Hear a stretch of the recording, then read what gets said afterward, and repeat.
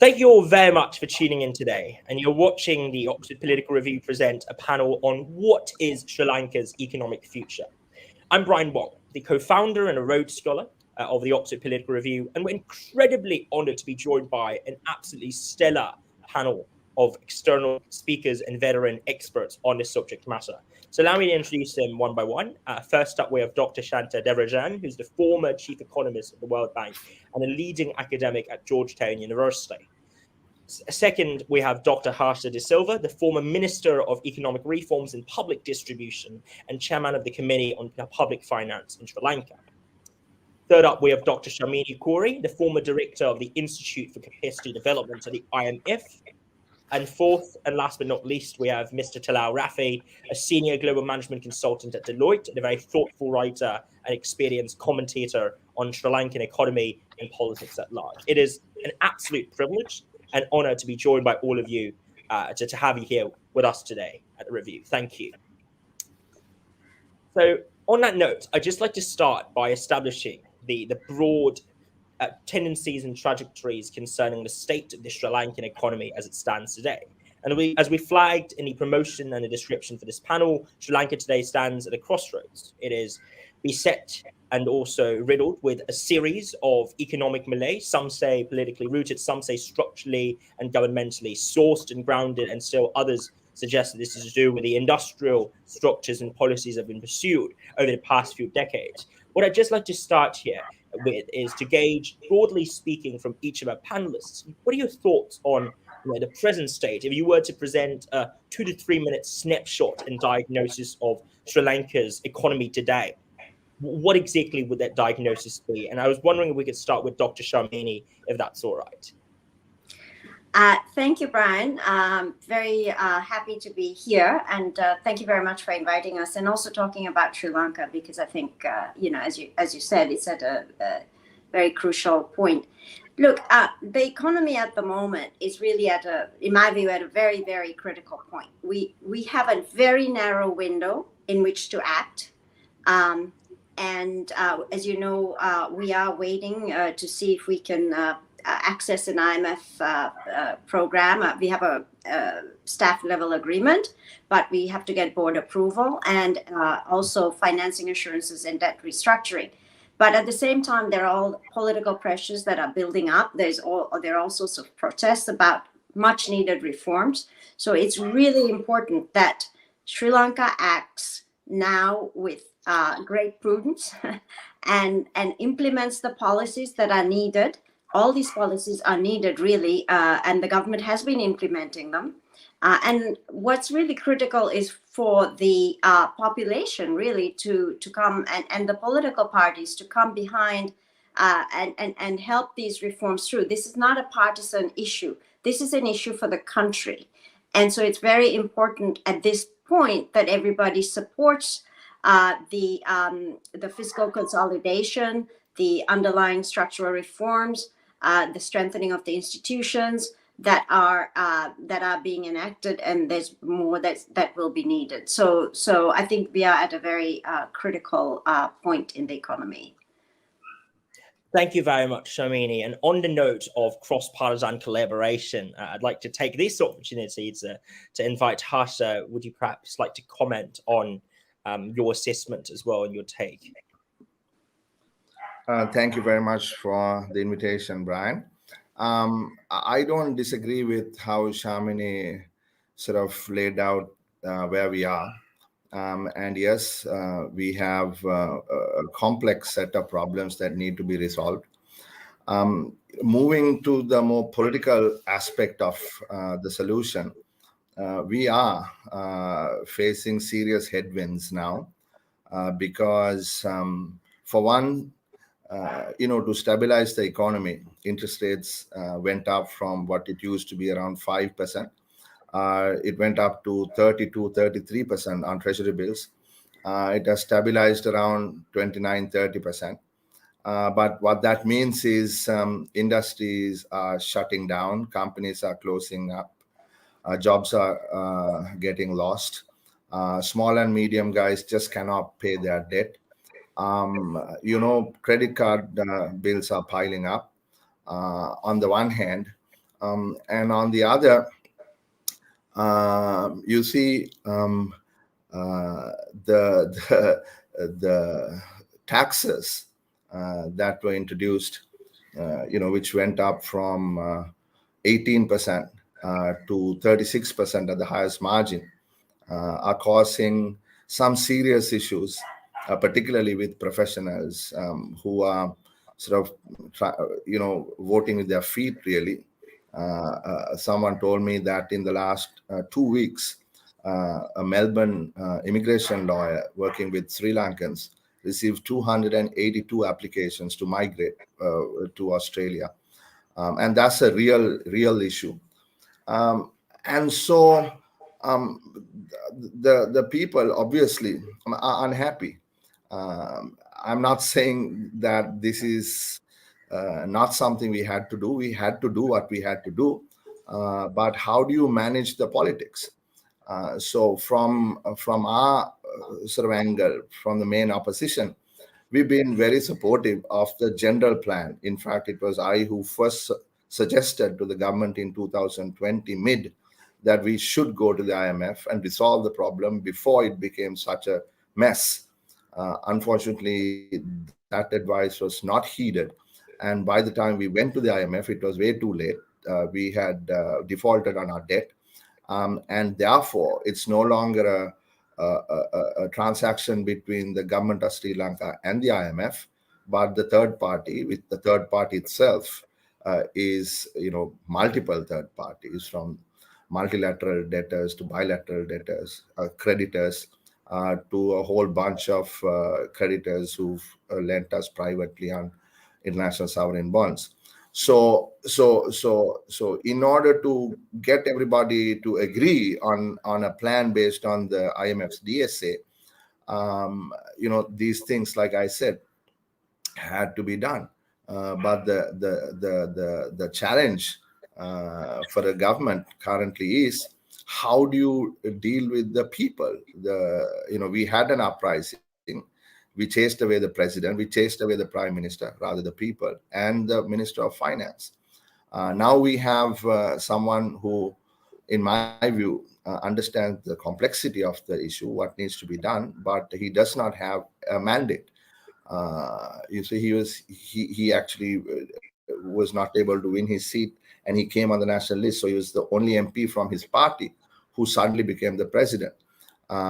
So there is a political issue that needs to be resolved. So that's how I look at it from a sort of a socio-political angle, while not disagreeing with what Sharmini said. Thank you very much, Harsha. We've heard from the IMF angle. We've also heard from the parliamentarian and the political lenses. And now allow me to take this privilege and honor to have Shanta share with us your perspectives, given your extensive experience, not just at the World Bank, but also as a leading development economist in the world. What do you think is the root of the melee, and how do you see Sri Lanka positioning itself going forward? Is this a development issue? Is this an accountability issue? Or is this, more generally speaking, a foreign policy and a political question at its core?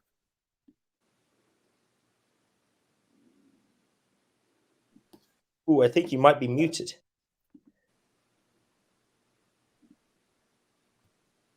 Might it work to unplug your headset, if that's okay?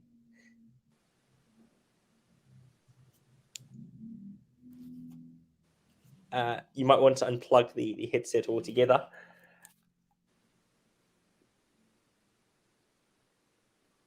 Not an issue. Shanta, we'll return to you very shortly. I'll just bring in Talal right here, and whilst you're sort of sorting out the minor technical issues, if that's okay. Thank you very much, Talal.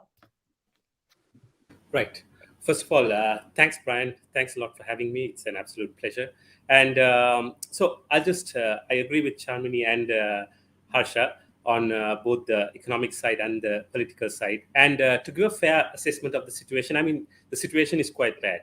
Whatever we were experiencing due to inflation, everybody's salary remains the same, but the prices have gone up. And there's also shrinkflation. When you go to a restaurant, the portions are much smaller. And unsustainable debt, a forex crisis, and high inflation. So we've got like everything coming at us. And the important factor to note is like Sri Lanka is going through such a big crisis. At the same time, the rest of the world is also facing a calamity. So there are a number of different crises. According to the UN, 54 nations are under debt stress. So it's a bad time to be there, especially when your friends are also not in a good situation to bail you out. But as far as I'm concerned in this situation, I think we should look at it in a positive way. I mean, Sri Lanka, as far as I'm concerned, Sri Lanka is at a crossroad. I mean, there are two options we have. One is we can do the necessary reforms like how Dr. Manmohan Singh did in India in 1991 or Thailand did. And they never went to the IMF. I mean, India never really needed the IMF after that. Or we can be like Argentina. But looking at the current situation, I think it's a bit of a political challenge for any party if they come to do that. I mean, we've had a few protests. I mean, now protesters are even demanding that interest rates be lowered. So that's like going into the territory of the central bank. So with such this thing, I mean, it might be a challenge. So hopefully we can get the reforms right. And for example, in my assessment, what the IMF says is quite obvious. I mean, it's what we should have been doing for the last 75 years, and we wouldn't be in trouble.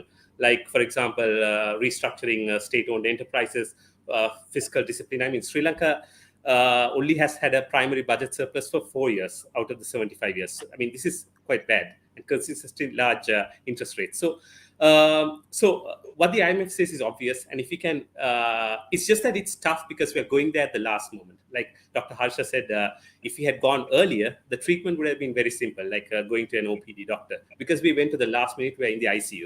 So that's just a sum of the situation is in my view. Thanks. Thank you very much. And just on this, could I just bring in Shanta again to see if your microphone works? Unfortunately, it still doesn't, but you might want to unplug the headphones if that's all right. No worries. And just unplug it from the laptop altogether so you can use the laptop's microphone instead. No luck, unfortunately. I think we're still on a slightly difficult situation. Not that I'm much of a technological wizard, but I wonder, Shanta, when you signed in, did you give access to the mic? Okay. I see. Would there be another device that we could potentially resort to? Yes, perfect. And whilst Shanta's on that, not an issue at all, we're just going to kickstart the discussion right away on the problem diagnosis, because across all three of your introductory remarks, it strikes me that there's an undergirding component here, which is the people. And whilst the people are obviously the source of democratic and political mandate for any say in government at large, there's also broader concern that the populist whims of pandering to the people might be a part of the causes that led us to the poly crisis we see today. So if we look at the fertilizer decisions conducted, or the decision concerning the fertilizer switch and ban on imports, alternatively, the attempts to rile up and to boost domestic morale through basically doubling down on forms of public sector spending over the past few years, might that not be, as some suggest, right, a cause of the economic problems that afflict Sri Lanka today? And I was wondering what your thoughts are, the three of you, on the extent to which it's populism, it is welfarist tendencies to give and give and give that have sent us into, or sent the country into, such a difficult spot today. So maybe on that front, Harsha, would you like to comment and come in here? And I think you're muted. Yeah. Okay, so I mean, welfare politics, right?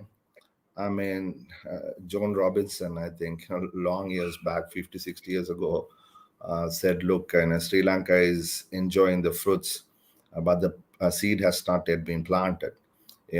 Others have said, look, it's an auction of unavailable or non-existent resources at every election. The welfare structures that we have go back before independence. And it was during the British that the rice and others were given at sub-market prices. So this has continued. And like Talal referred to earlier, you see, we've continued to spend more than what we earned. So in that context, we have not been disciplined, right? So it is not just the fertilizer ban or the pandemic that just accelerated the decline, but it's the structural problems that we've faced throughout what had brought us to a very precarious situation. So sort of the irresponsible decisions of the fertilizer and others just was the catalyst that just created the havoc. Now, so in that context, people in this country are kind of used to non-market reflecting prices, right? Whether it is fuel, and I think the biggest issue that caused all these problems is that the successive governments didn't have the political will to price energy appropriately. And that's really where the SOE losses are coming from. And that sort of has spread across the economy. Because the Ceylon Electricity Board and the Ceylon Petroleum Corporation are the real, causes of the sort of the situation that we got into towards the end. So, in that, how do we explain to the people that they have to pay market prices, right? And this is something a lot of us have been grappling with, and this discussion, particularly with Shanta, for a decade plus, has been happening with various folks in government. But the issue now is that while the prices have been adjusted to reflect cost, those who need to be able to sort of helped out to afford those prices, that part of the puzzle has not been resolved, right? So prices went up, but those who need to be like I said, helped, have not seen that help coming. So that is a problem of perhaps sequencing even, which is now creating these problems, because the pain is real. The pain is real. And I see that as a local politician when I go visit low-income areas in my own electorate. I see mothers wanting to purchase a spoonful of milk powder.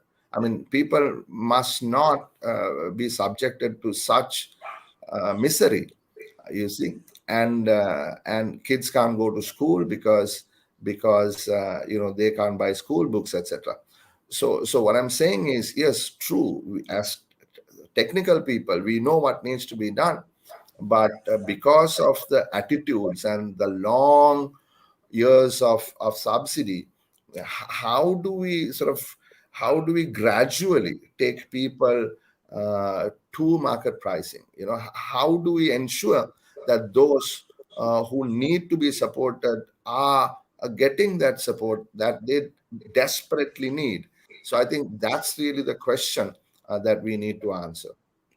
I hear you. Thank you, Harsha, for that. And just on that note, I'd like to bring in Shanta, who's I hope all is well with you.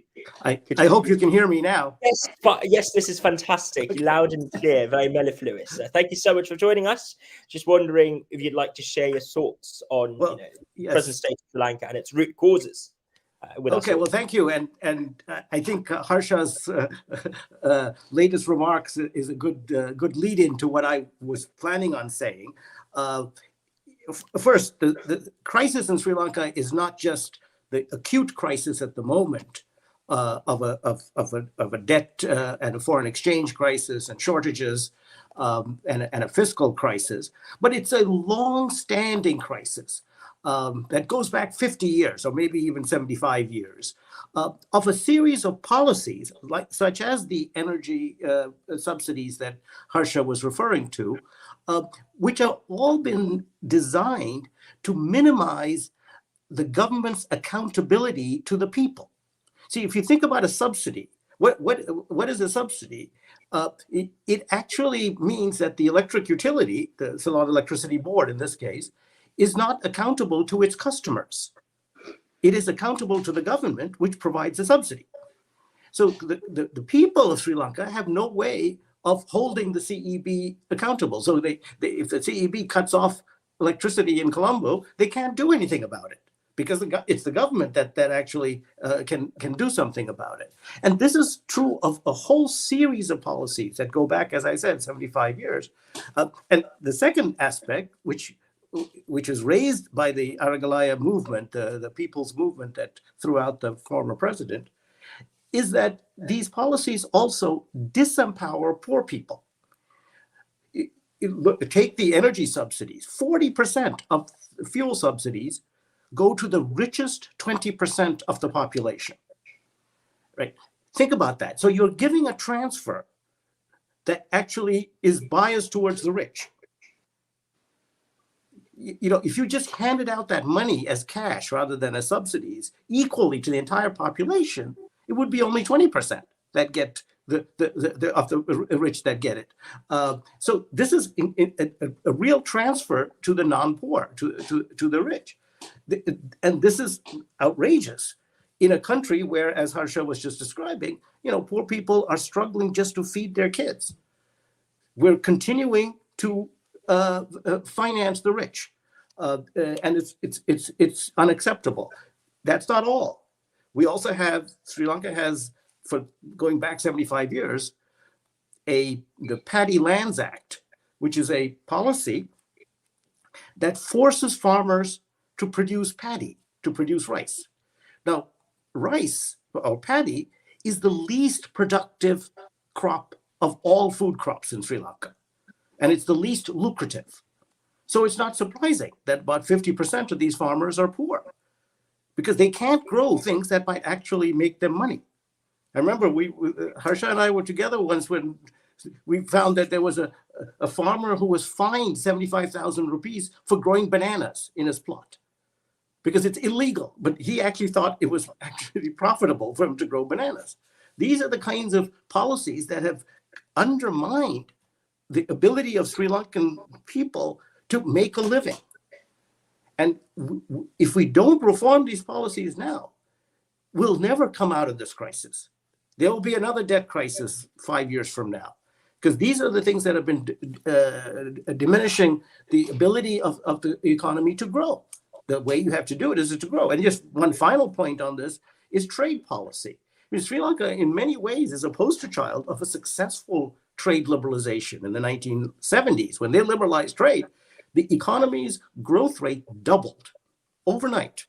We had a doubling of the per capita GDP growth rate, and unemployment came down to 3.5% or something, right? Today, it's going in the reverse direction. They've actually been protecting the economy, increasing trade restrictions. The trade ratio has been declining and growth has been declining. So it's time to reverse that. And keep in mind, that's another case of accountability, because if you open up trade, if you liberalize trade, then Sri Lankan entrepreneurs are accountable to world markets, to world prices. That's an apolitical form of accountability. If you protect trade, they're accountable to the government, so the government can control them. And you know that the government controls them based on their political whims and fancies. So this is one way, again, of insulating the entrepreneurs, the Sri Lankan people, from the capricious moves of a government. And that's got to be the basis of a reform program. And I would, Harsha said, how do you sell this to the people? This is how to sell it to the people, is to say, this is empowering people. It's not disempowering them, it's actually doing the reverse. I want to circle back to Harsha in a second concerning this thought on empowering the people in narrative frame. And thank you so much, Shanta, for your thoughts. But as I see it, there are sort of three broad strands that are emerging from a discussion thus far concerning the plausible sources of the Malay. The first is the inefficient allocation of subsidies, as well as, broadly speaking, state-owned enterprise policies and the cultivation of very plastic expectations and effectively engineer inefficiencies within the economy. The second is this over-reliance increasingly over the past few decades, touching upon something Shanta brought up in the second part of your comments, of import substitution, or rather a shift away from Sri Lanka being an export-driven economy towards, I guess, an economy that has, a sizable trade deficit and balance of payment deficit, so to speak. And the third, of course, is the social political turmoil that's rocked the country alongside the COVID pandemic, which has engendered not just a deficit in forex access, but also in investors' confidence cratering and a credit rating being sabotaged in the process of so doing. So I want to bring in Sharmini here. Would you say any of these three strands, or maybe none of these three strands, in your view, is the best reading or articulation of what got us here over the past few years?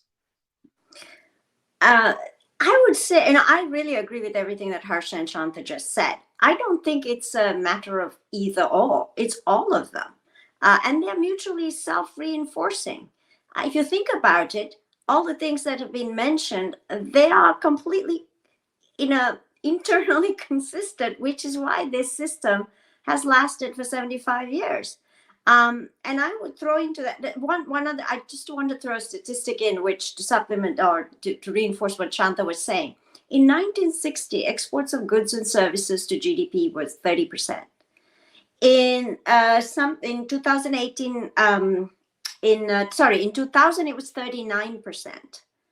Pre-pandemic, so let's take out the pandemic, it had gone down to 23% of GDP, and in 2021, it was 17%. So, we've just sort of, you can see now, these are all, to me, I would throw in one other factor that sort of gels it all, and that is that the political class engaged in massive corruption.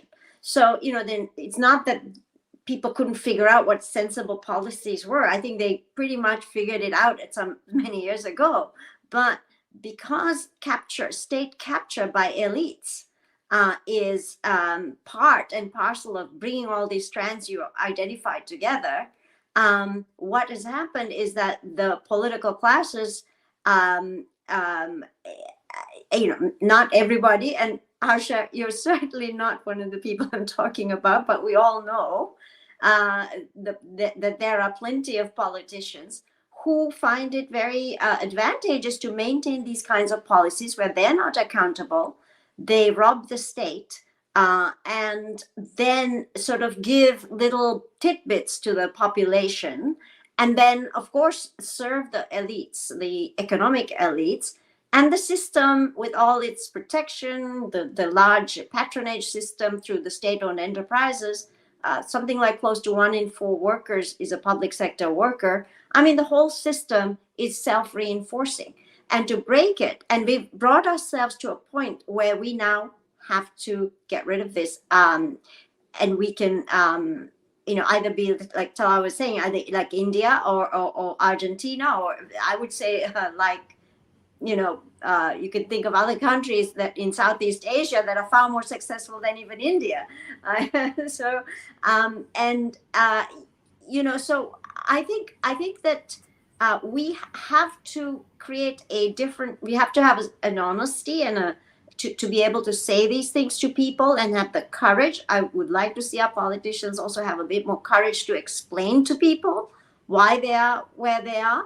I think the Aragalia movement did identify exactly the kinds of things we're talking about. So that's very inspiring, frankly, because that shows that they didn't blame outside forces. They didn't blame, the West or, private creditors or IMF or whatever the usual suspects are.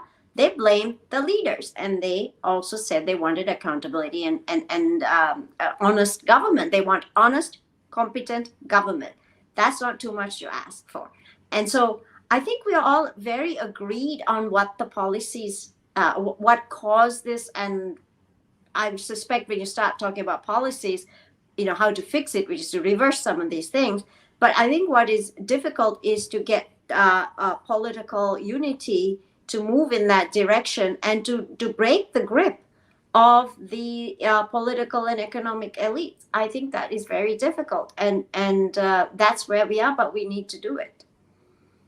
I hear you, Sharmini, and that's a very salient and poignant point, actually. And I just want to bring in Talal very briefly on this. Some say that the political question that Sharmini was hinting at just then is something that can be attributed distinctly to certain figures. So, for instance, a certain family or a set of brothers that have been very prominent in Sri Lanka. Others say it's to do with the bureaucracy. It's a civil service. It's more structural and endemic than just a few brothers.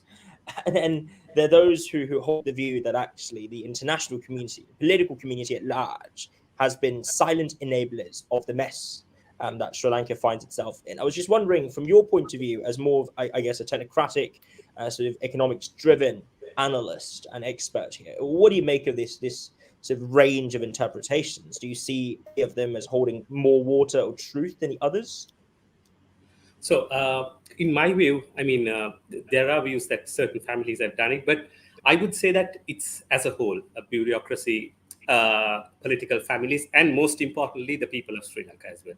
So, because let me just go into some of the history. I mean, people, presidents, prime ministers were voted into power because of populist promises, rise from the moon. Then we had bread at 3 rupees or a salary increase of 10,000.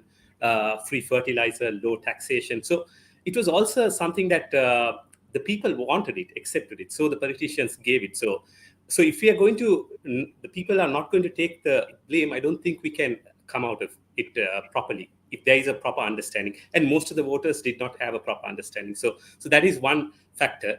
But at the same time, I think there was also a sort of a shift in directions. Because after 1977, when the reforms were brought in by President J.R. Jayawardena for 17 years, and followed up by Ranasinghe Premadasa, and when President Chandrika came in from the opposition, it was a totally different party. Her mother was responsible for very drastic social change. The surprising thing was President Chandrika continued the drive. So many privatization was done, and trade was liberalized. So there was a sort of a consensus from 1977 till 2005.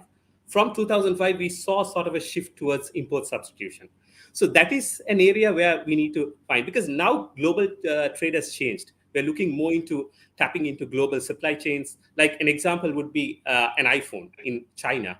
Only 7% of the value addition is done there, and 1.5 million work for it, or 1.3. But still, even a manufacturing superpower such as China needs components from 43 different countries to produce an iPhone. So if you're going to say if Sri Lanka can do this with just over 1/100th of the population of China, I mean, that's a sort of a impossible task. And lastly, we also need to work on the ease of doing business. I mean, there's a lot of bureaucracy. We're 99th on the ease of doing business and 162nd when it comes to law enforcement. So sort of ease of doing business, the resistance, in my opinion, would come from the bureaucracy. And it kind of explains why Sri Lanka has one of the lowest entrepreneurs to GDP ratio. Formally 1%, informally 3%. Vietnam, Thailand, it's over 20%.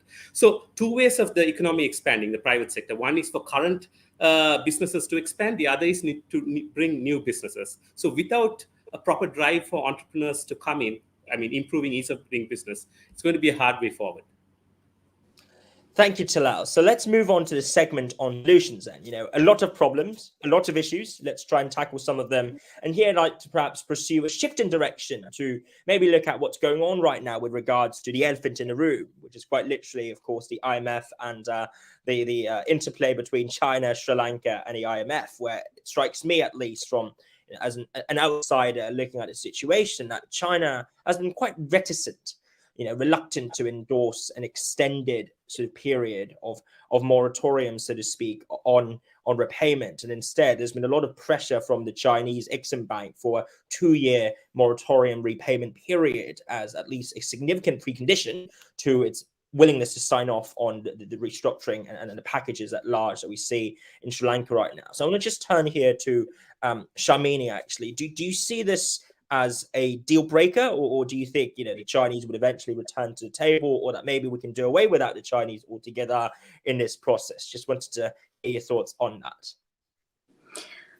Okay, so Brian, just to be clear, so for the last over 50 years, the world international economic system has figured out what to do with countries that that are unable to pay their debts. Okay, and a lot of this in the past was led through the Paris Club, and there were certain rules of the game when the country, went bankrupt, like we are.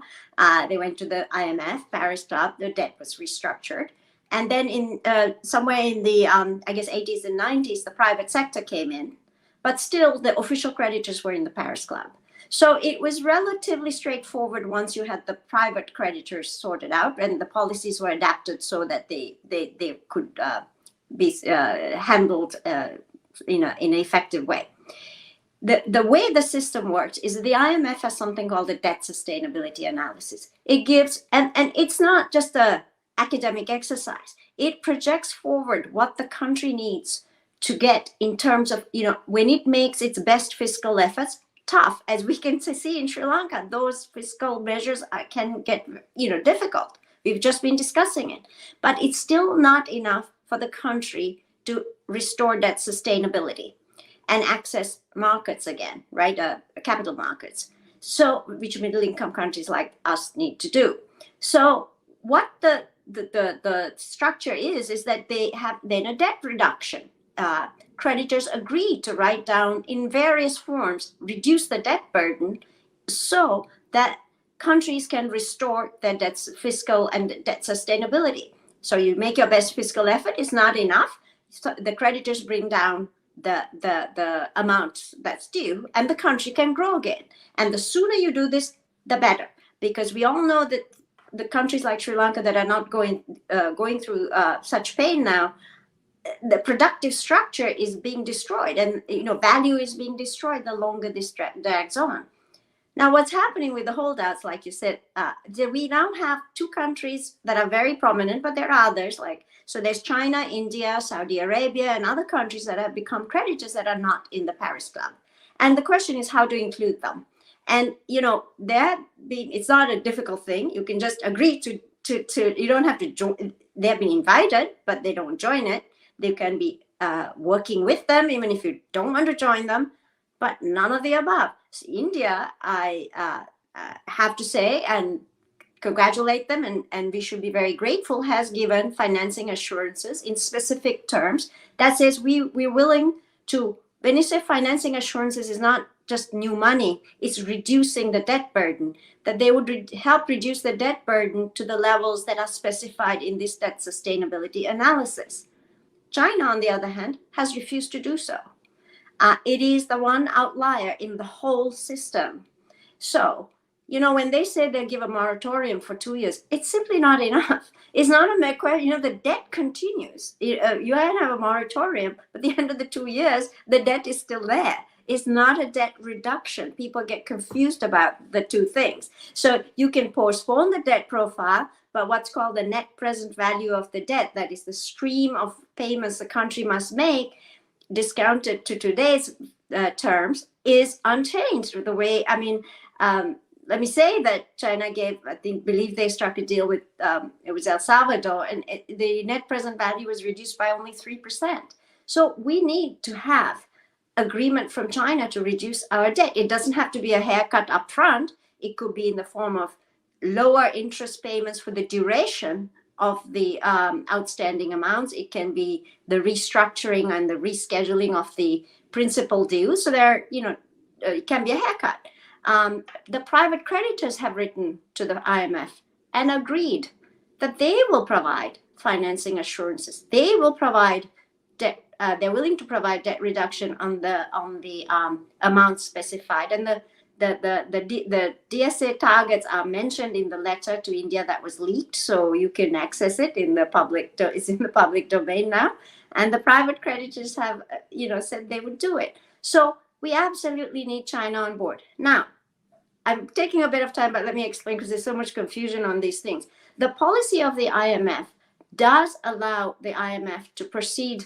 It's called the lending into official arrears policy.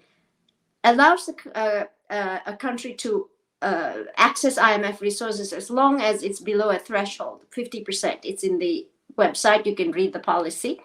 And we are actually, scrape just under. You asked how can we proceed can we proceed without China? Technically, we can, because we come within the four corners of the policy. It's a bit lower than 50%, so we could, proceed. However, it's a bit difficult because China has, in other cases, insisted on being paid on more favorable terms than the other creditors. And this is a second part of what's needed in a debt restructuring, intercreditor comparable treatment. It is a cornerstone of the international architecture that I just described, that you kind of try to share the burden equally across creditors. That is a question whether China would accept being treated equally, what we call comparable treatment. They don't have a good record there, unfortunately. So we have to, there's not much of a record. These are relatively new problems. So other creditors are not happy they don't want to let the Sri Lanka, the program proceed to the board, because we're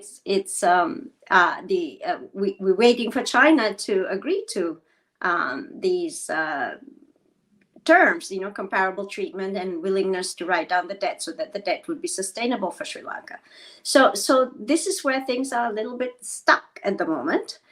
We are hoping very much that China will come through and that it'll consider the case. I know that they have, they're not, they have good reason as well. There are many other countries that are in the queue potentially coming up that will also require debt write-downs, and that they have to consider a lot of things. It's not just Sri Lanka, right?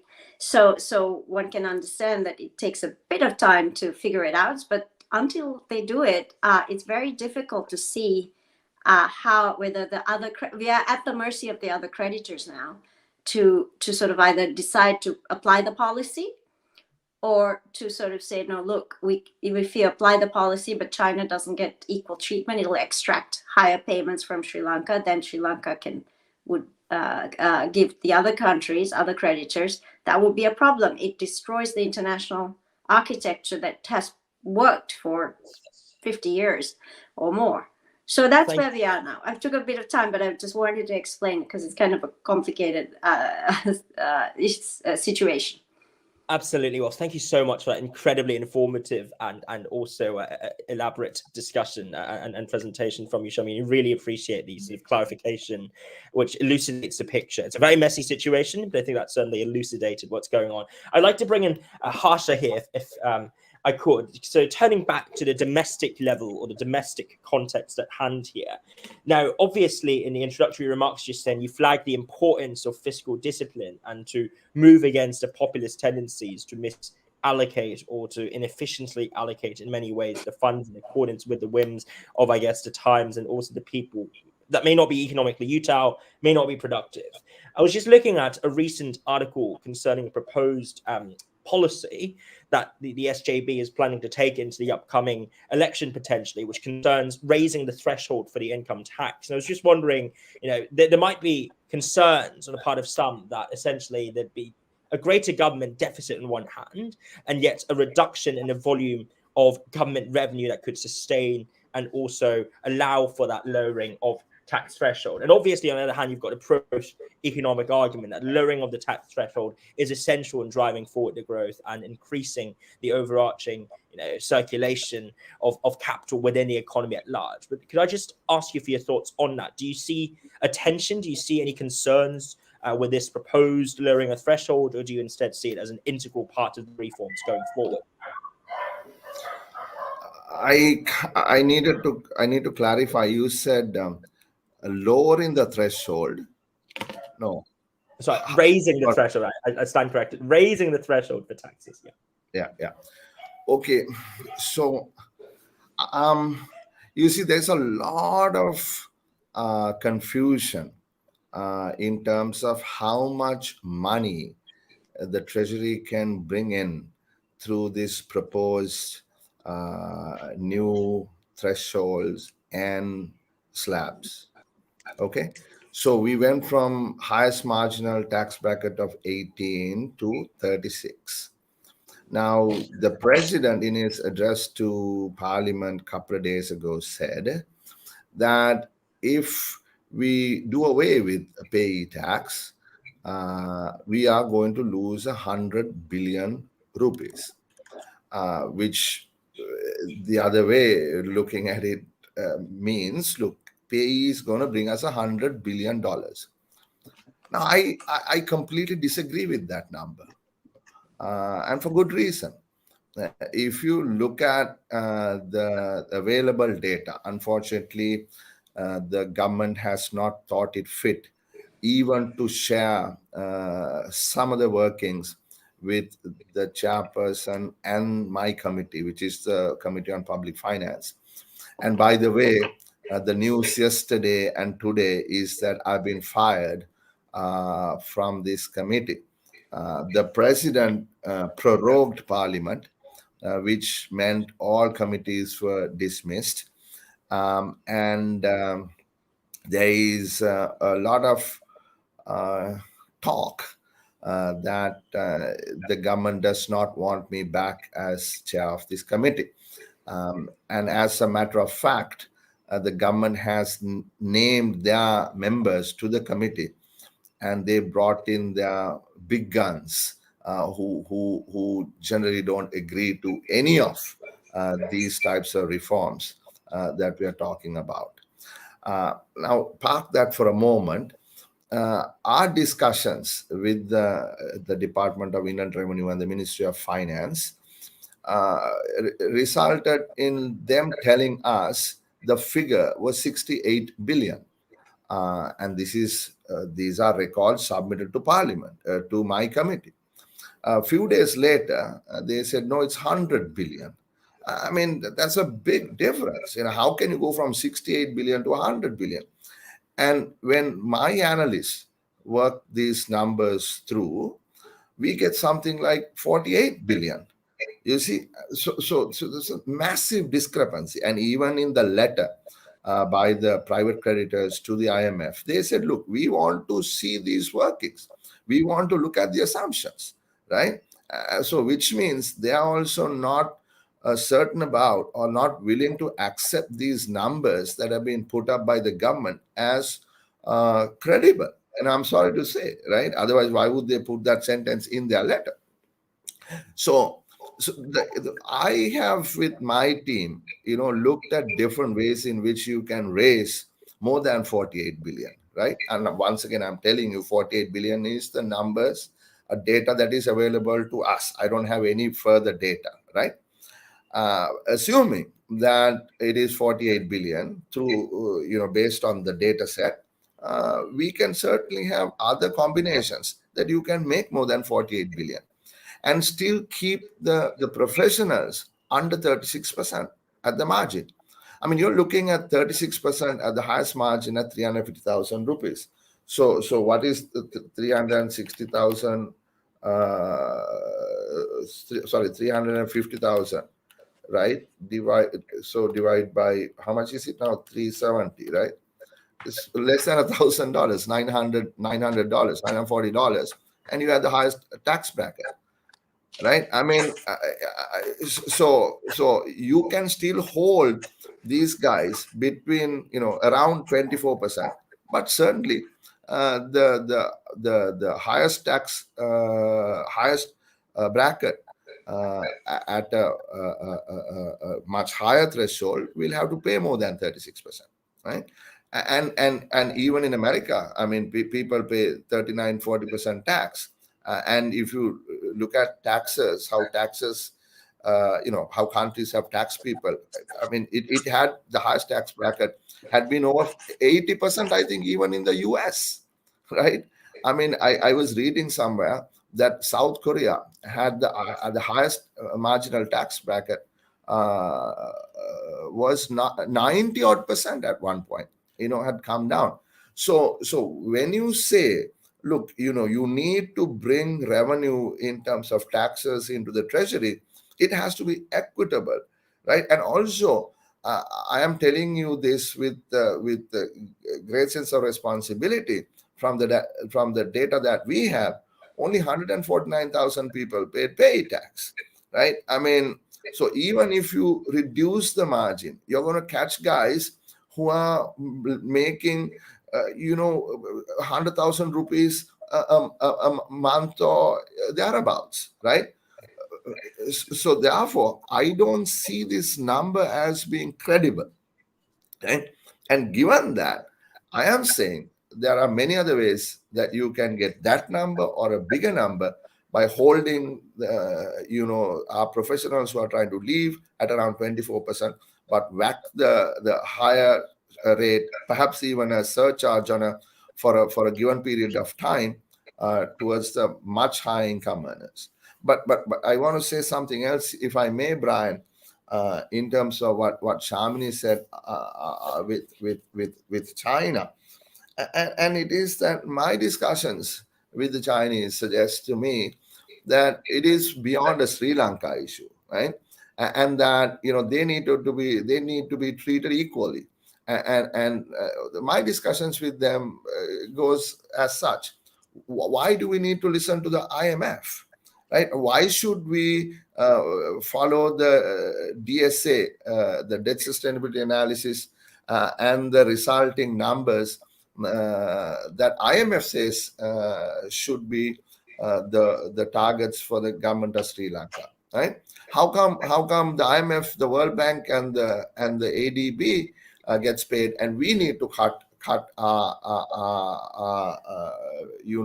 the amounts that they owe to us?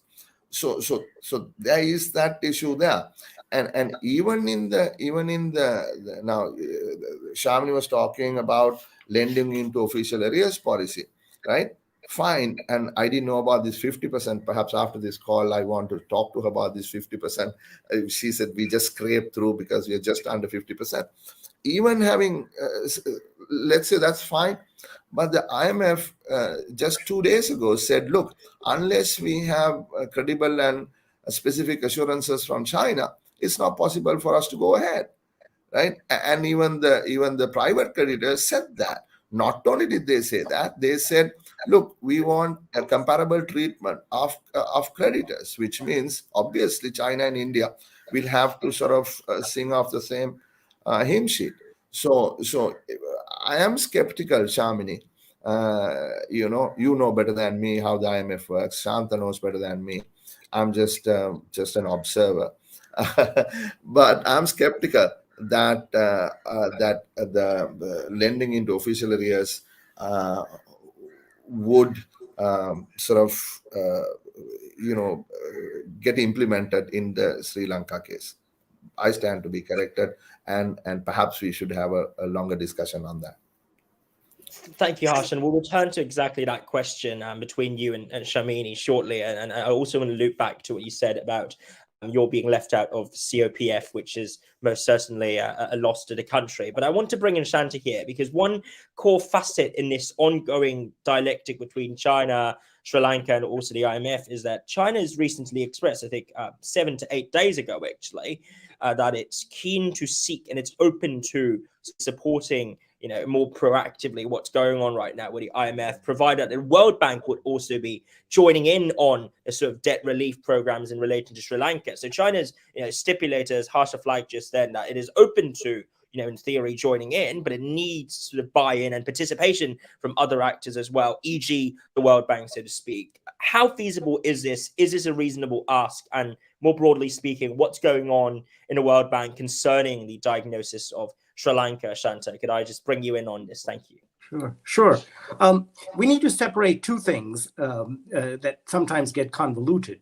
The World Bank is ready to provide large amounts of budget support to Sri Lanka as soon as the IMF Extended Fund Facility, the EFF program, is signed.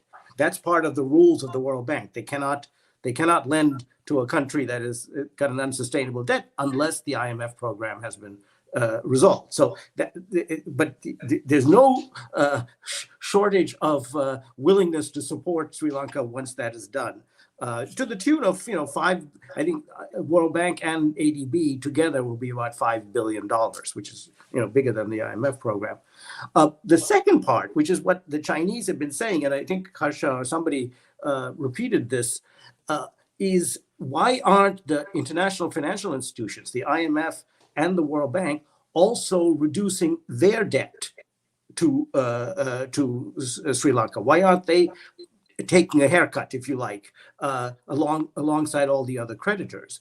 That's frankly, I think that's just a rhetorical point. They know fully well, and we know fully well, that these institutions, of which they are members, I might add, cannot fulfill their role as lender of last resort. If the IMF is part of the debt relief package, then it can no longer be the lender of last resort, which is its primary mandate.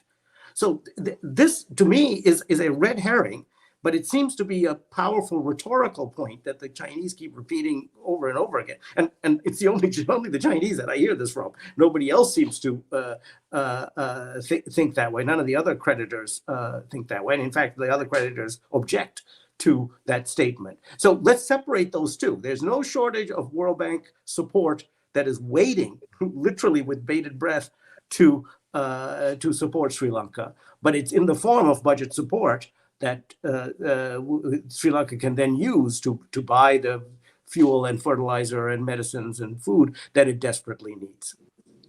Thank you for that clarification. That's very helpful, actually. And it also suggests to us that perhaps when thinking about the path forward for Sri Lanka, obviously negotiating and brokering terms that would work for China, that's a core part of the question. But maybe another actor that's been hitherto underexplored and I'd like to spend a bit more time on is India.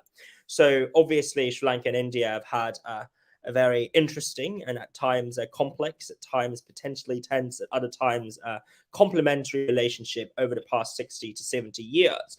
And one ongoing theme or motif that keeps recurring in discussions concerning India's recent overtures and also, to use Sharmini's words, generosity and charitableness towards Sri Lanka is that whilst this is an essential step and it has offered many an olive branch and also an extension of help to Sri Lanka at times like these, there are also residual concerns that this might imply or result in greater political influence or subtler, softer influence from India over Sri Lanka, whereas those who are in favor of accepting the support from India, not just in terms of currency swaps over the Forex crisis previously, but also in what's going on right now with debt restructuring, would say, well, this is a logical implication of a very severe and urgent crisis that needs resolution. So might I just bring in very quickly Talal and then Harsha here on your thoughts concerning essentially, what do you make of this all concerning India and Sri Lanka? And more generally speaking, are there any foreign policy implications and takeaways from the economic discussion that we've been having hitherto thus far? So Talal first. Thank you. Right. Thank you. So regarding India, so I've said this before as well. I mean, we have very good relations with others, prioritized probably relations with Japan is a very long-term friend. China, I mean, during, I think, the early 50s, very helpful. The US and EU, we export a lot. But India would be our most strategic and most important relations to have. Because one is they are our immediate neighbor and we share a language. And it's also like, since we are located so closely, it's other reasons as well, political, security-wise. And so India and Sri Lanka have no other choice but to be on good relations. So that's something like if you ask China, I mean, probably Taiwan or Japan, North Korea would be a priority. But for India, I mean, Sri Lanka is this thing. So here, the relationship, India has other concerns as well, other than economic. Like, for example, India pushing the 13th Amendment, which is facing a lot of resistance. So, kind of relationships with India is something that's most needed, but it's also a bit more complicated because of certain conditions they have due to pressure from a minority within India. So the relationship is complex, but in my word, I believe that we should always prioritize India first policy, while at the same time respecting and having the best of relations with all other countries. Thank you, Talal. Harsha, would you agree with Talal's approach there? I mean, certainly it is sort of a holistic relationship. It's politics, a lot of politics. And if not for India, we would already, I don't know. They helped us, and we appreciate it very much. Almost $4 billion. They hadn't done it at all to anybody else. And I know they were being asked questions, why giving so much money to India when there are certain states that desperately need money from the center? You're not giving us, you're giving them. So they threw us a lifeline, and we survived without sinking at that time. But now even India, the financial assurances, what they're talking about is not the whole thing. Certainly the money that they gave us recently, that is not part of the restructure.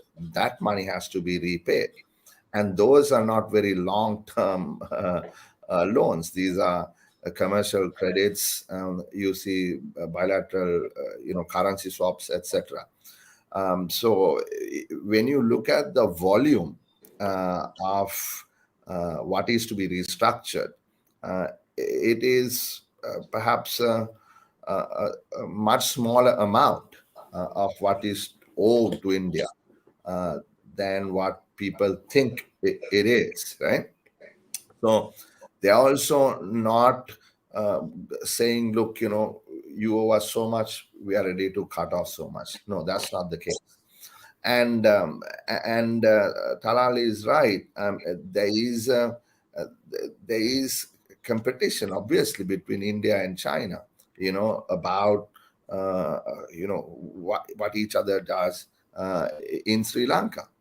You see, there was a big issue when a Chinese a vessel, which they said was a research vessel, but the Indians call it a spy vessel, a ship that came and docked in Hambantota. So, and last time around, what happened was they had the photographs of Chinese submarine, Song class submarine, that ticked the Indians off so much, and the whole relationship with the then government kind of changed. And like Talal also alluded to about the 13th Amendment to the Constitution, that has nothing to do with the financing, and they have not, and I repeat, they have not brought that up at all in these discussions. But the relationship that we have with India rests pretty much on some of these bilateral undertakings that have even been included in our own constitution, right? So the 13th Amendment is the 13th Amendment of the Constitution, right? And we have undertaken to implement these things. And the current issue is that the Indian side wishes to see the full implementation of the 13th Amendment. And as of last week, you saw many people, including Buddhist monks, sort of nationalist forces, others saying absolutely no way. And they burnt copies of the 13th Amendment to the Constitution, which really means, giving police and land powers to the northern province. And some go to the extent of saying it also means the merger of the northern and eastern provinces, which is a third of the country. But there is the court determination that that demerger is legit. So there are various ways in which this is read. But once again, we, in my view, has to open a much stronger links with India. For instance, what's happening in South India, now that Kankasanture, the KKS airport, which is at the top of the island, northernmost part, once again, I don't know for how long, is open for international air traffic. And if I was running this country, I would immediately set up a large warehouse type IT facility in KKS and I mean Palali, sorry, and same area, and make people work in Jaffna as sort of part of a large operation in South India, right? And we can have 3 flights a day or 4 flights a day. Just integrate economic activity in South India and here. And one last point is the power grid. You see, I mean, we have so much potential in the Mana wind tunnel, which they say is only second to North Sea offshore. We can certainly produce a lot of wind power that certainly cannot be consumed within the country. But if we connect to the grid, which have been in discussion for the last 20 plus years, right? We can start exporting this power. And these are doable things. But one of the alternate parties that are campaigning right now says we will never let foreign ownership in the power sector, right? But the flip side of that is, who's going to bring the large amount of dollars to buy these wind turbines and all these things is a highly capital intensive at the beginning. And if you are only selling in Sri Lanka in rupees, how are you going to pay these things back, right? So these are contradictory arguments. But given the sort of the quote unquote anti-India bias that this particular alternate group of people who are now sort of unfortunately from my point of view gaining some traction have always been anti-India, right? So the emerging picture is in one word scary. So thank you for that. And actually, I want to bring in Sharmini here as well, concerning precisely the sort of restructuring discussions that we see right now, turning to the prognosis and also the trajectory going forward. On one hand, it strikes me that debt restructuring of Sri Lanka by the IMF is incredibly logical, and many of the solutions and conditions stipulated are there to guide and to nudge the country towards not just more fiscal discipline, but also careful rethinking concerning how to boost public revenue and also reform the way economic structures and industrial policies work at large, although perhaps more the former than the latter, so to speak. And yet, on the other hand, as Harsha hinted at just then, there's a concern, right, which is to do with the masses, the people, the population on the ground currently in Sri Lanka, who seem to be and perhaps rightfully so, skeptical, wary of any and all sorts of further demands and expectations to be imposed upon them, not just in virtue of accepting cuts to subsidies, which we touched upon in the early stages of today's discussion, but also drastic shifts in industrial policies and, of course, the public sector, which has now emerged to be a sprawling and arguably very oversized gargantuan entity, both in terms of public service, civil service, and also state-related and affiliated enterprises. Are you concerned about the possible backlash and obstinacy, Sharmini, or do you see these as transitory barriers and hurdles that can be overcome as we move forward, provided that a debt restructuring plan goes through? Okay, before I take that on, I just want to go back to a couple of the things that came up on the debt side. First of all, China's argument that why should we have to listen to the IMF? You don't have to listen to the IMF. This is the international economic architecture of which all 190 odd countries participate. Okay, and they agree that the IMF is the institution that somebody has to do it.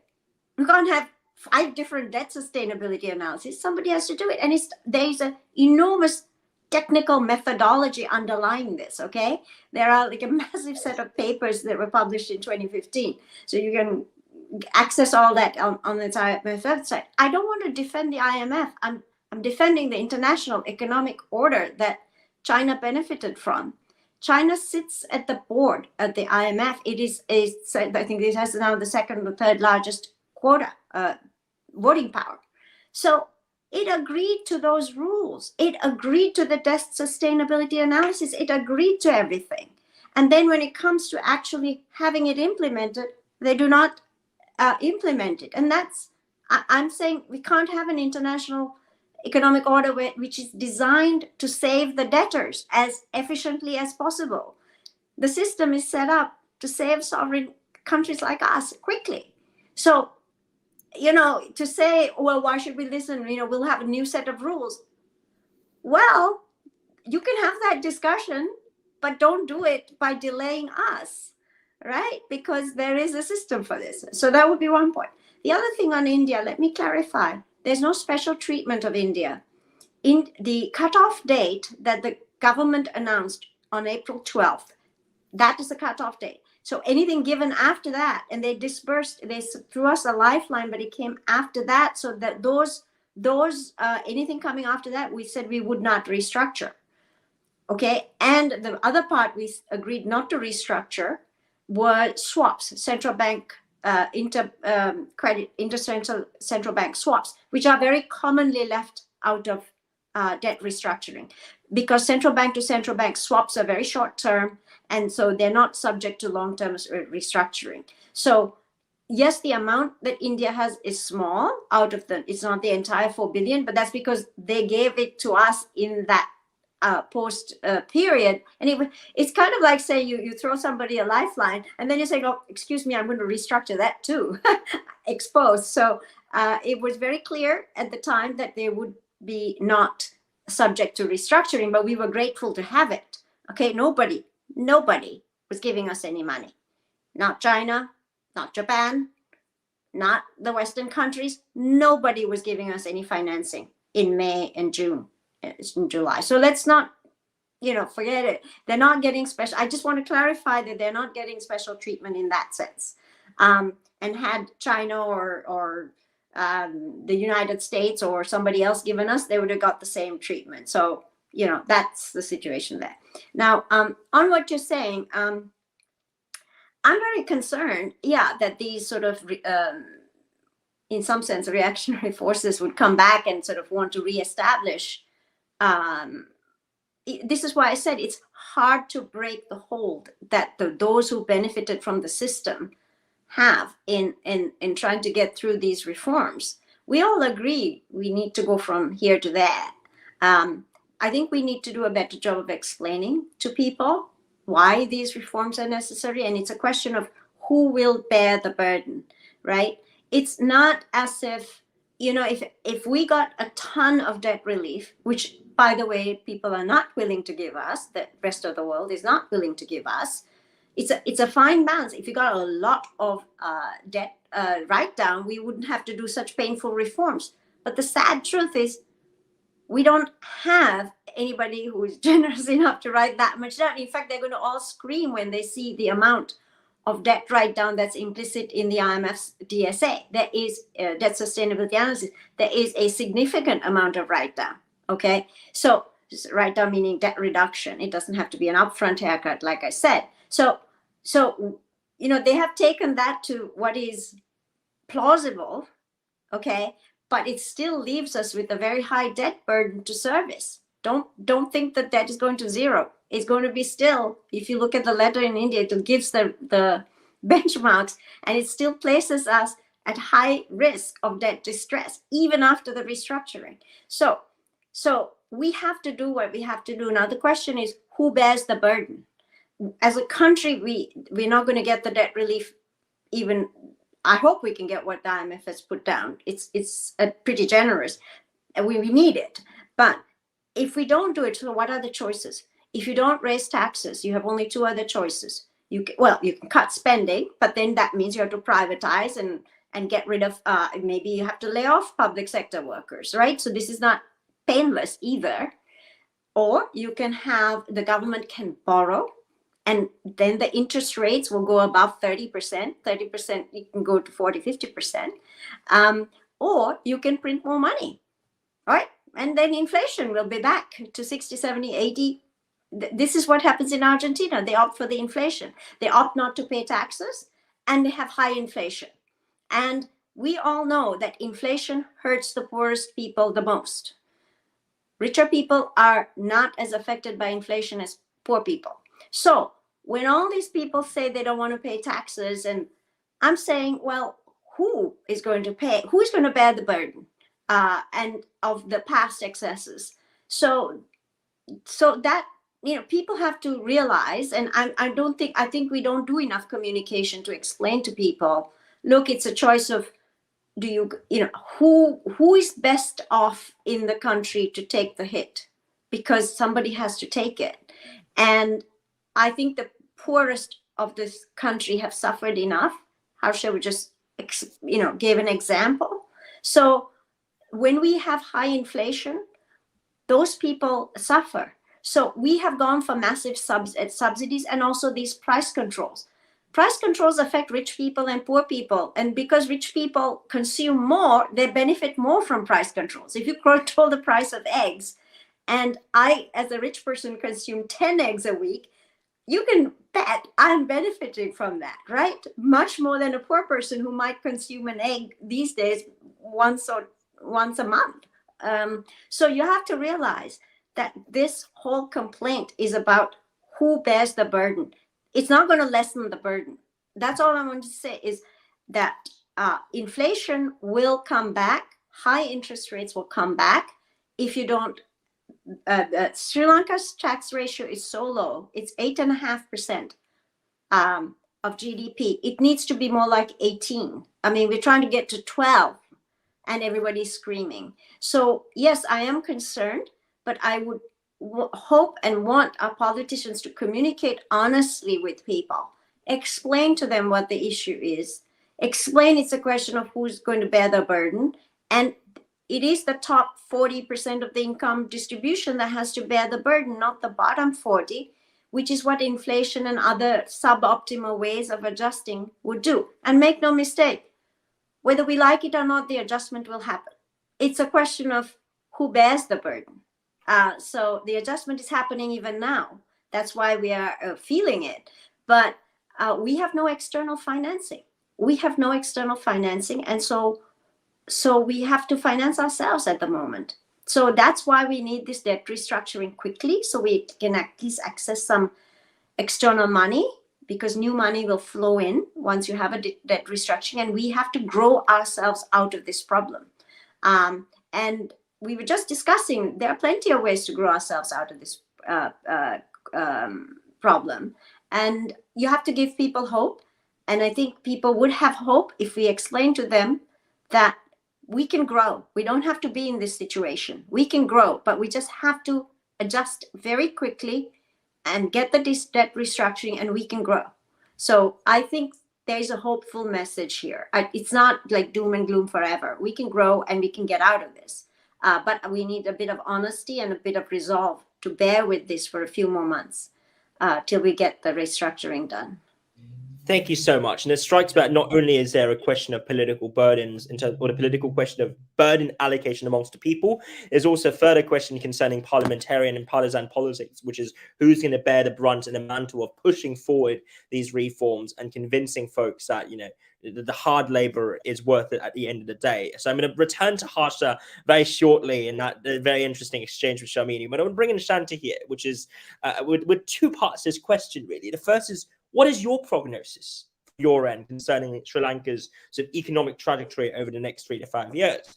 And secondly, if you were to, or maybe, of course you are, and you have already, to advise Mr. Wickremesinghe on his approach to, Sri Lanka's developmental policies going forward and the long-term growth plans, what would be the main takeaways and upshots that you would offer as advice, so to speak, if you could? Thank you. Okay, I thanks for those questions, because I wanted to pick up on the Sharmini ended on a positive note, and I want to make it even more positive at this point.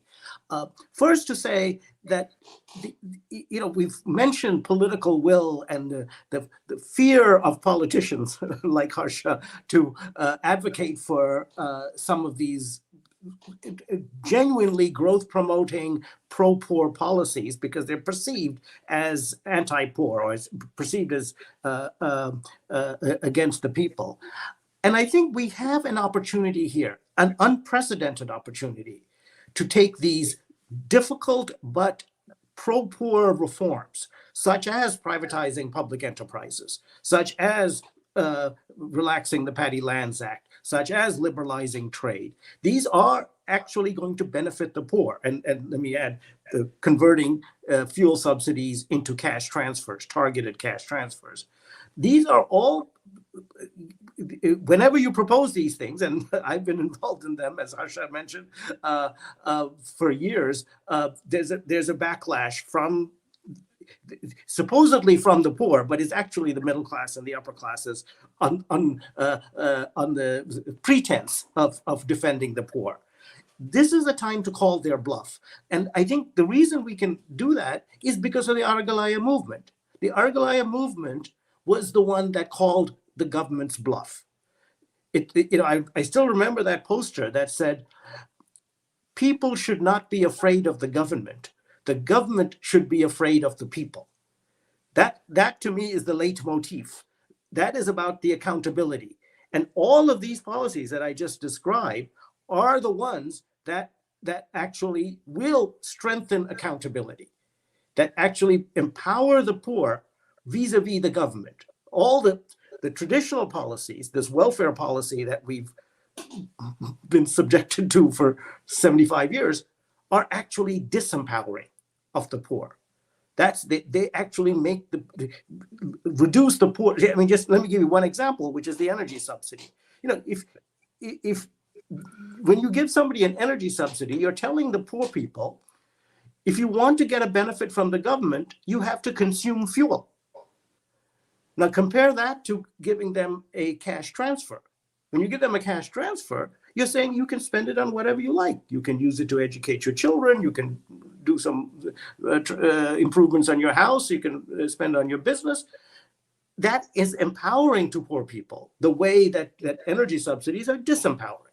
And that's the way we have to make this argument. But also, I think there is some support for that, as brought out by the Argalaya movement. And if you want to know, I mean, so my advice to President Wickremesinghe, which I have given, Sharmini has been there too, is basically this: be bold.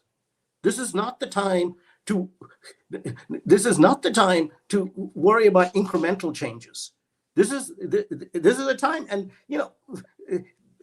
as Harsha mentioned, I mean, President Wickremesinghe doesn't have a large political constituency of his own in Parliament, but many people like that in other countries are the ones who actually spearheaded the transformative reforms. So this is the chance for Sri Lanka to turn the tide in a big way. And again, as we said, let's make sure we don't come back to the debt crisis in 5 years. Thank you so much. Now we're coming up to, and I'm acutely aware that we're coming up to near the end of our scintillating discussion today. But before we move on to concluding remarks, I'd like to bring in Harsha here on two fronts, really. The first is the question on Shanta's point just then. Do you think the current incumbent president is up for it? Is he in a position to indeed make these structural changes, or do you think there needs to be an overhaul to the government and power in order for these changes to come about? And the second question, going back to the ongoing dialectic and interaction between you and Sharmini, is I was just wondering if you wanted to say anything about the replies from Sharmini on both the China front, but also India's relationship at large with the debt restructuring and the economic trajectory of Sri Lanka. So I want to bring you in on these two fronts, Harsha.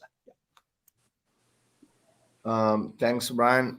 Yeah, on the China-India thing, I mean, I know it's rhetoric. I mean, we all know, but this is the position that is being taken. As second or third most powerful member, like you said in the IMF. You see, you have to walk the talk. So while that is true on paper, what we are experiencing here is the reality. So I don't know how, but it needs to happen, and me as an opposition MP, we have said that we are willing to support the government in all and any of their efforts to resolve the problem with China. And that is what saddens me. The story doing the rounds that they don't want me particularly back in running the Committee on Public Finance. I mean, I really don't, I'm not going begging for anything, but it would be an opportunity lost. Because even though I refuse to be a member of his cabinet because of the Rajapaksas and the association he has with them, protecting these people, because these are the people who really cause a lot of tragedy, for all our citizens. Saying, look, first we need to fix the economy and then we can catch the crooks. I completely disagree. Transparency and accountability of government, that is number one. And like Shanta said, Aragale was about that. And to say that is in the back burner is not going to fly. You see, you have to do both of these things. So we are bringing right and center, up front in our plan that we are going to propose on Tuesday. That would be number one priority. It cannot be ignored. And that is why I didn't join him. But we were doing a reasonably good job in the Committee on Public Finance.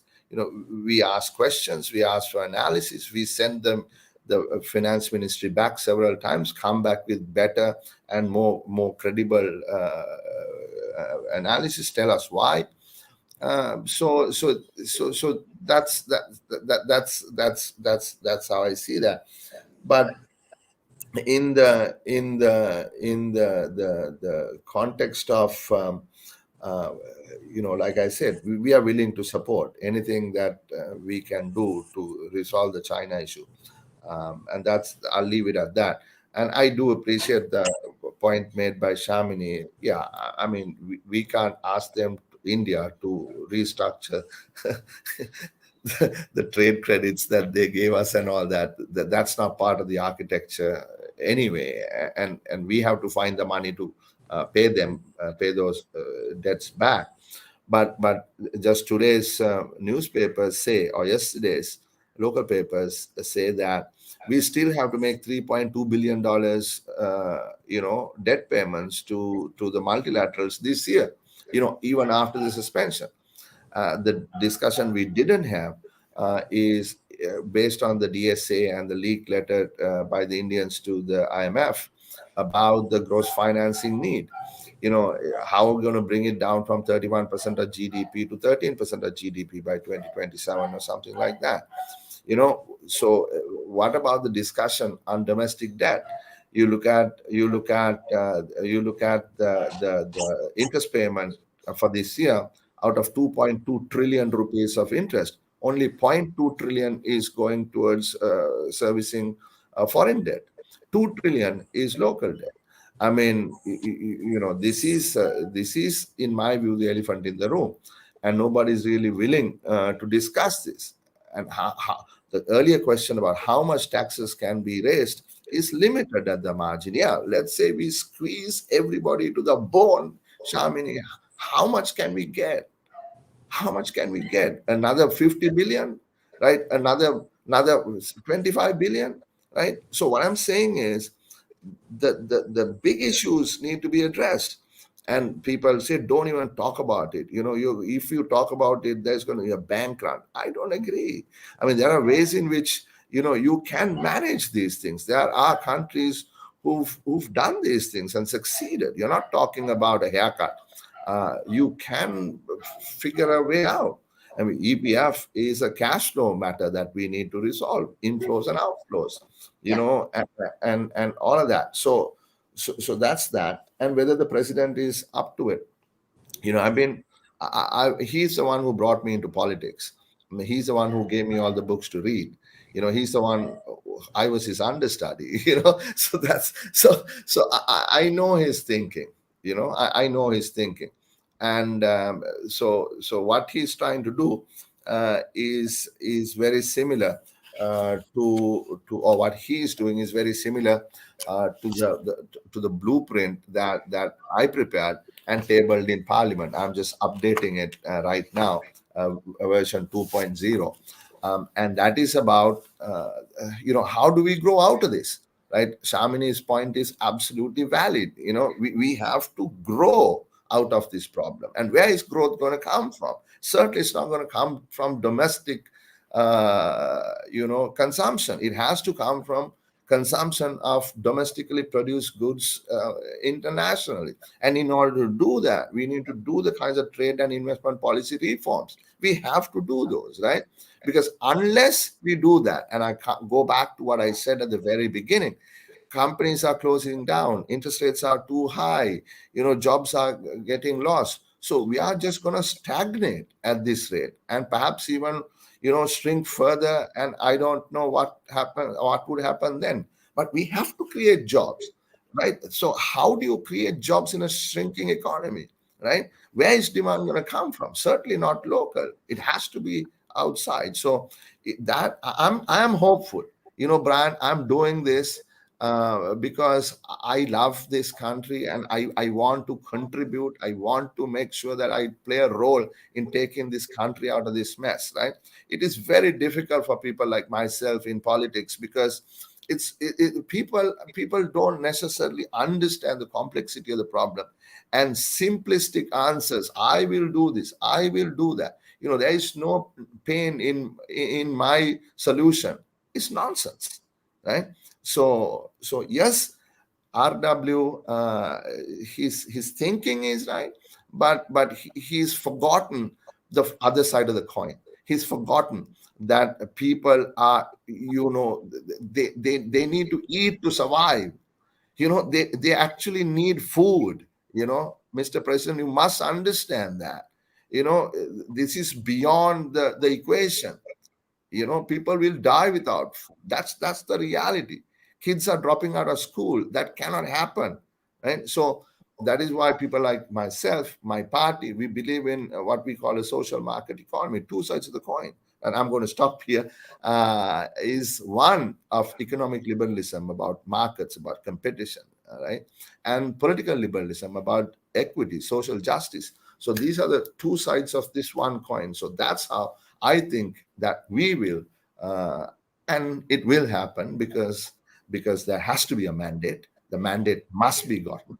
How we will take this forward. Thank you so much, Harsha. And I'm acutely aware that we've come to the end of this discussion. But before we conclude, I'd just like to bring in Talal to see if you have any sort of concluding remarks to the audience at large.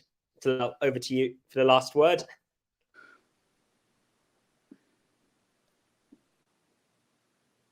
You're muted.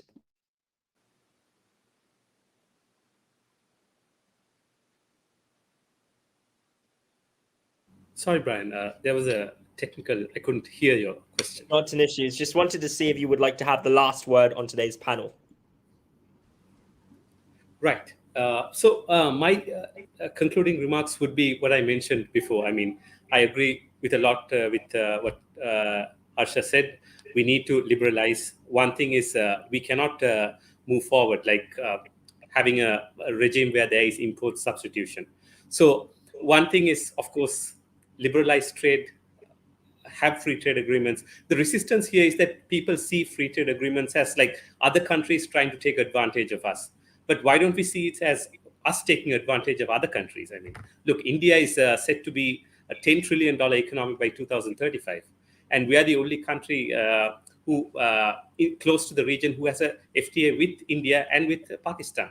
Or we are going to conclude hopefully soon with China. So a place for Indian companies to access China or vice versa. So here, again, the thing that, only Sri Lankans, there's also this other thing that I want to state is that we think that Sri Lankan companies have to do everything to export. It doesn't have to be. I mean, look at Thailand. I mean, Thailand has a very robust export industry when it comes to manufacturing cars, but you don't really see a Thai brand. It's mostly Japanese brands. So we should open up to the world. But in my concluding remarks, I would say that we are at a crossroad. So either we can be like how India did, like how Dr. Manmohan Singh did as finance minister, do the reforms and never ever even have to think about going back to the IMF. Or we can be like Argentina and, constantly, every 3 to 5 years go back and, get the same prescriptions. So it's really a choice for the people. But at the moment, I think in the short term, we might need a sort of a new mandate for a party to come in. A general elections could be a way to, if a certain party can get a strong mandate to follow all these reforms, that would be the best way possible. Thank you all so much. We are incredibly honored and privileged to have heard from the four of you. Absolutely fantastic speakers with so much insight and so much generosity and magnanimity with your contributions to the discussion. The situation in Sri Lanka is obviously difficult, and I'd like to take this opportunity to wish the people in Sri Lanka, all the very best. And thank you all for tuning in and joining in the discussion back at home. And stay tuned for the next Oxford Political Review panel event and discussion that's just around the corner. Thank you all very much and goodbye. Okay. Thank